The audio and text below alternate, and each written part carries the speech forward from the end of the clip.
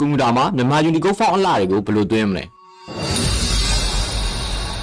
မင်္ဂလာပါ T4PID Solution Company ကပါဗျအရင်ဦးဆုံးကျွန်တော် browser Chrome နဲ့ဝင်လိုက်ပေါ့နော် Chrome ရဲ့ address bar ထဲမှာ netpage ဆိုပြီးတော့အခုပြထားတဲ့အတိုင်းလေးပေါ့နော်ရိုက်ပြီးတော့ enter ခေါက်လိုက်မယ်အရင်ဆုံးဒီ netpage ထဲမှာကျွန်တော်တို့ account တစ်ခုကို sign up လုပ်ပေးဖို့လိုတယ်ပေါ့နော် sign up မလုပ်ရင်ကျွန်တော်တို့က free လဲ download မရဘူးပေါ့နော်ချို့ဝယ်တာလည်းဝယ်လို့မရဘူးပေါ့နော်အဲ့လိုမျိုးတွေဖြစ်တတ်တယ်ကျွန်တော်အရင်ဦးဆုံး account တော့ sign up လုပ်ပေးရမယ်ပြီးရင် free ကိုနှိပ်ပေးမယ်ပေါ့နော်ဒီမှာသူက free တွေရှိရပေါ့နော်တခြားဝယ်ရတဲ့ဟာတွေလည်းရှိရပေါ့နော်တချို့ကိုကြိုက်တဲ့ဟာလေးဆိုရင်ဒီမှာဝယ်လို့လည်းရတယ်ဒီမှာသူက free လို့ပြထားတယ်ပေါ့နော်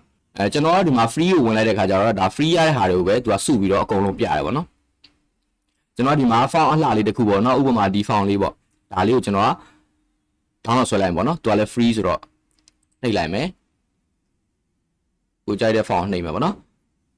ဒီမှာဆိုရင်သူက preview လေးလာပြရတယ်ပေါ့နော်သူရဲ့ font ရဲ့ပုံစံလေးကို preview လာပြတယ်ဒီမှာပေါ့နော်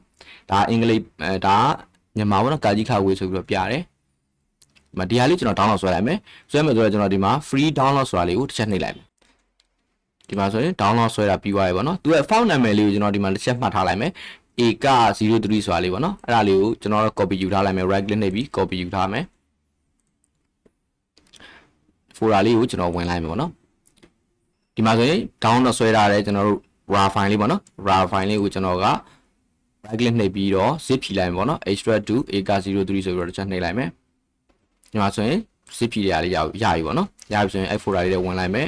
ဒီမှာဆိုရင်သူကနှစ်ခုပါတယ်ပေါ့နော်ဒီမှာဒါကတော့ max အတွက်ပေါ့နော်ဒါကတော့အောက်ကဟာကျတော့ windows အတွက်ပေါ့ windows တွေကိုဝင်လိုက်မယ် font နဲ့ဝင်လိုက်မယ်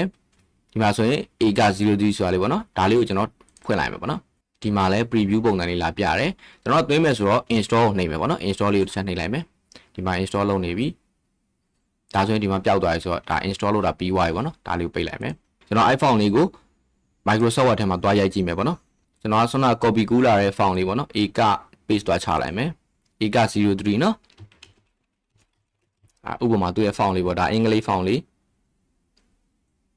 ပြီးတော့မြန်မာလေးပြောင်းကြည့်မယ်ပေါ့နော်မြန်မာမှာဆိုရင်